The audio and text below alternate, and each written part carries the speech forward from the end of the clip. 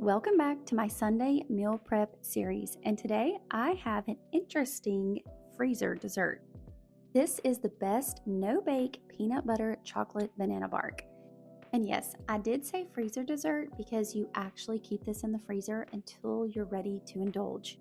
The frozen bananas give this dessert such an interesting texture. So let's get to it.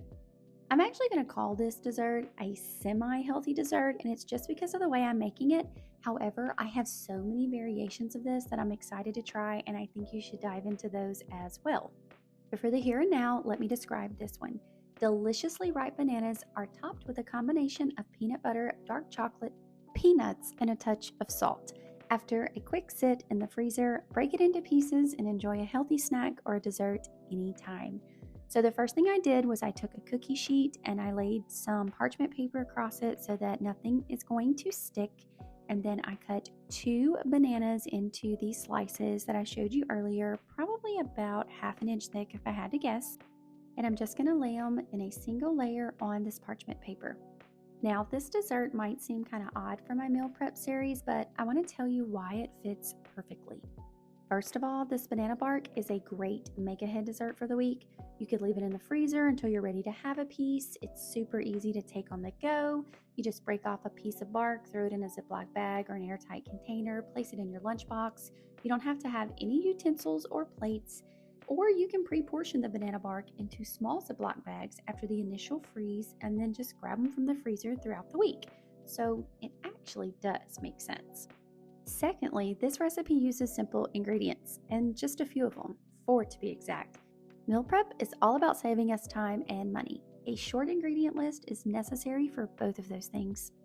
Thirdly, it's a no-bake dessert. That means there's no cooking involved. There are no pots and pans that will need to be washed, no heating up your entire house with a hot oven, no splatters on the stove.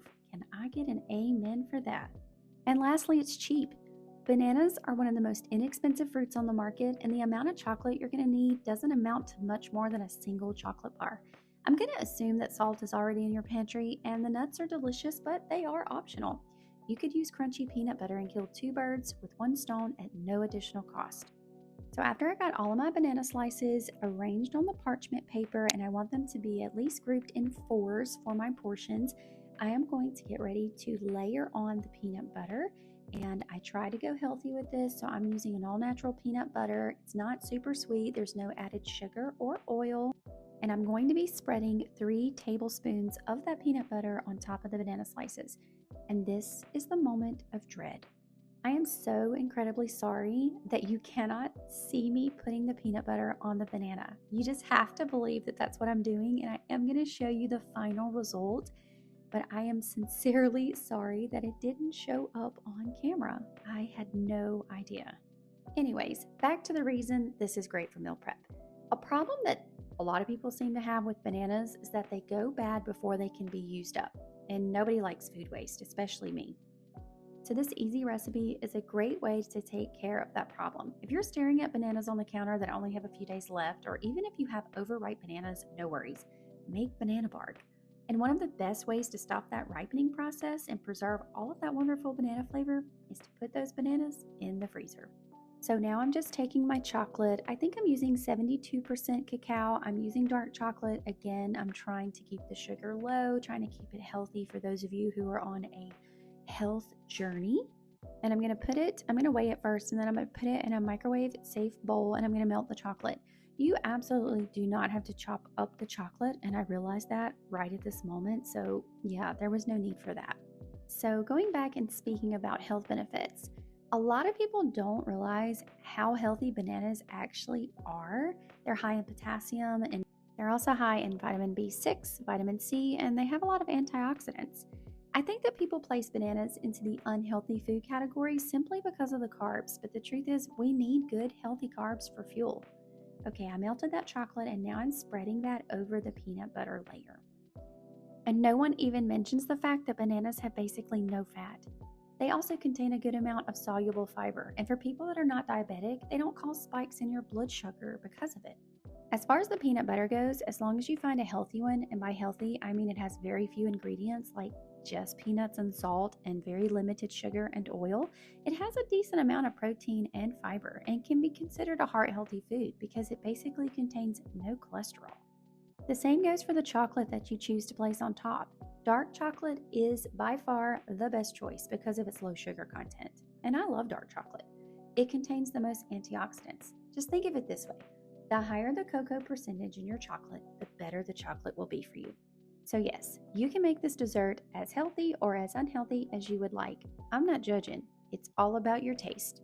Now I'm just chopping up some peanuts. I chose unsalted peanuts because I wanted to control the level of salt in this dessert. I'm going to give them a nice fine chop, and then I'm going to sprinkle them on top.